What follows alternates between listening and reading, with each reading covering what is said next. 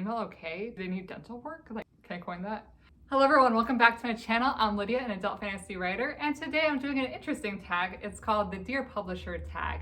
It was created by Gracie over at The Music Snob, and I'm really excited to tackle some of these questions and also to hear your ideas and thoughts on some of these as well. So definitely stay tuned and let me know below your thoughts on some of these as well. I was tagged by the lovely Caitlin over at Bandy's Books. So without any further ado, here we go. Number one, what would I like to see publishing do more of? This is an interesting question, and I'm going to take it as what I want to see more of in stories themselves. And for me, I want more friendships. I am all about friendships in stories, be it books, movies, TV shows. That's what I'm here for. That's what I love. Or like romance, I can take it or leave it, but like give me a solid friend group or the beginnings of a friendship. I am so there. That is why I fell in love with The Hobbit, with Lord of the Rings. That's why I rewatch New Girl all the time and Schitt's Creek. It's just, I am all about the friendships. They are so dynamic, they're so juicy, and they can be there can be a wild range of what the friendships do. Right? I almost feel like people are more forgiving towards their friends than sometimes their spouses, so I feel like that's always interesting too to play with in story. When there might be a possible betrayal or something, I feel like when it comes to friendships, people tend to try to protect their friends more and try to defend them even when they know their friend did something horrible. I feel like you just always have their back a lot more often than I see in romances. I feel like with romances, people tend to be like, oh, you're an awful human being now, throw you away, and then miscommunication trope comes out. Number two, what would I like to see publishing do less of? Okay, so don't come at me, but spice. I don't know when this really started to happen, but I feel like so many books now have a lot of spice in them. And I'm not saying I hate that. I'm not saying I don't want to see that at all. I've definitely read books where having the spicier scenes and moments definitely adds to the story and definitely sometimes gives the reader a finally moments, right? Like if the buildup is correct, if the relationship's built up a certain way, if the characters are created a certain way, it all works out and the spice can be this nice like moment for the reader. But I feel like there's a lot of times I'm reading a book and the spice is there for the sake of having spice in the story. And also a lot of the times when I'm reading these sections, there are moments where I'm like, is the female okay? Does she need someone to like rescue her? That sounds painful. So it pulls me out of the story really fast, and then I find it hard for the next scene to start back up again for me because I'm just like, but wait, weren't they just like biting a wooden pole or something? Like, do they need dental work? Like, I get very concerned for some of the characters in those scenes. The next question is, what trope would I want to see more of in stories? And I've struggled with this one because I don't think of tropes very often in that regard. I know that there are certain things that I love in a story, certain things I don't love in stories, but when it comes to like what tropes I enjoy, what tropes I want more of, I just don't usually think of it in that degree. And I know I could easily say found family because that basically goes hand in hand with the first question that I answered. But I think with this one, I am in such a villain mood lately. I like villains who make a lot of sense with what they're trying to do and accomplish, and in a way you agree with them. Like they're not wrong with what they want to accomplish and some of the logic behind it, but it's just the way that they kind of are going about it is what makes them the villain.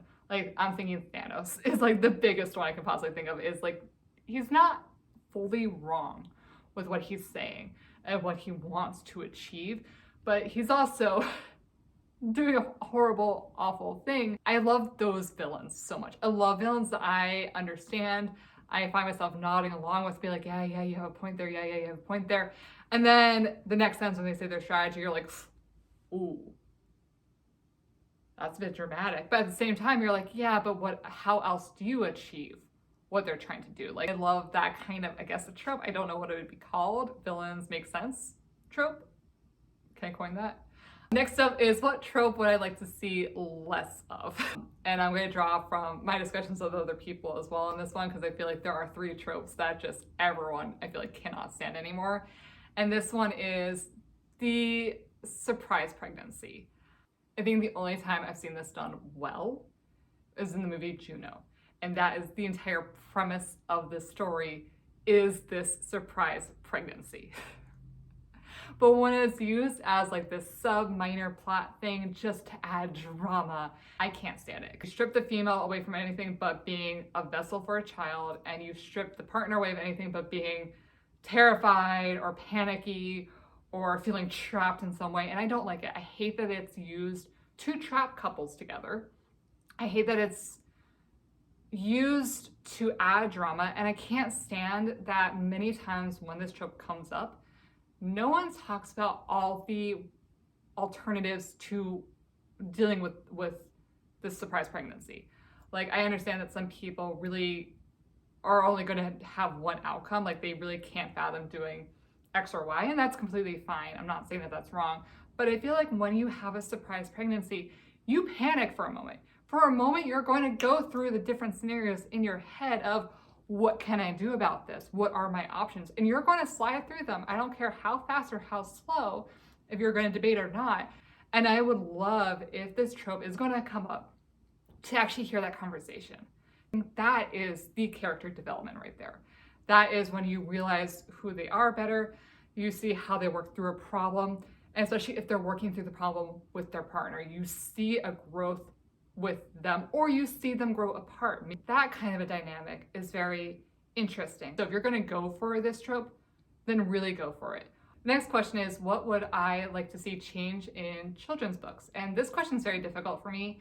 I know a lot of kids, but they are very young. The only thing I kind of noticed the last time I was at a bookstore looking for a picture book, and I don't know if this is just happening to be the bookstore I was in or what was going on, but I feel like almost every book I picked off the shelf, they weren't funny. There was not a lot of humor in the stories. And I also didn't find like any books with music in it. Like I was looking for maybe a person with a guitar or a saxophone or something fun. I know my nephew loves music. So I was looking for something like that, and I was struggling so hard to find something about music. Something with humor or something about music, or both. I did eventually find one book that was really funny. It's about what would happen if you invite dinosaurs to your birthday party. And I got that one. I also got then another book that is gorgeously illustrated and had, you know, a lovely message for the toddlers, but I just couldn't find humor or music in picture books. And final question is, what is a very specific request I would have for publishers? And I find this a bit difficult to tackle. Number one, I do want to be traditionally published, so none of this is an actual critique of the industry. This is more of just curiosity and questions that I would love to be answered at some point. I guess it's just, I wish there was more transparency. I've noticed a lot of people ask questions of like, why do publishers throw money at this one author, but then leave these 5 authors with not that many funds? And for me, I have grown to learn a little bit more about why, because I have fallen down the AuthorTube rabbit hole, because being on the traditional publishing path, learning about querying, learning about the process, I have stumbled upon different people talking about the mindset of publishers, and which has helped me understand some of the marketing aspects and some of the risks that publishers have to think about with when they are putting their money behind someone versus someone else. I highly recommend, if you're curious, start with Bookend's Literary Agency. Their YouTube channel is very helpful, I found. They not only give tips and tricks to authors, but they also talk about the industry, from the querying process to what they do to what the publishers do. Again, I didn't have to go down this crazy weird rabbit hole to get to these answers that I didn't even know I had questions for.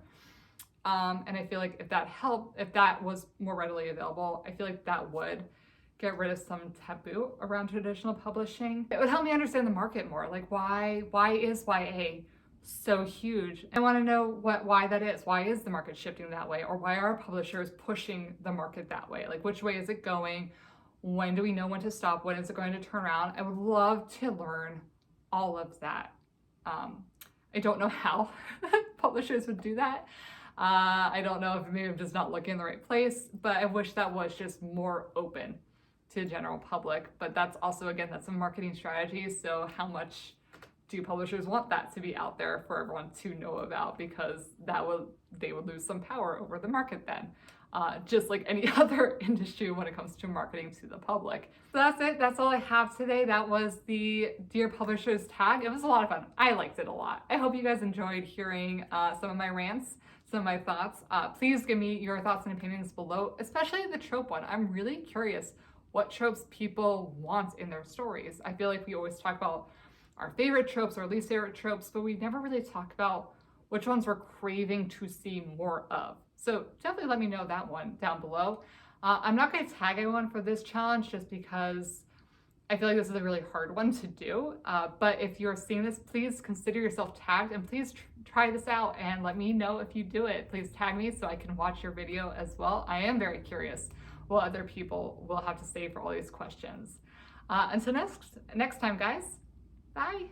Throw a dragon in there. You're welcome. Books,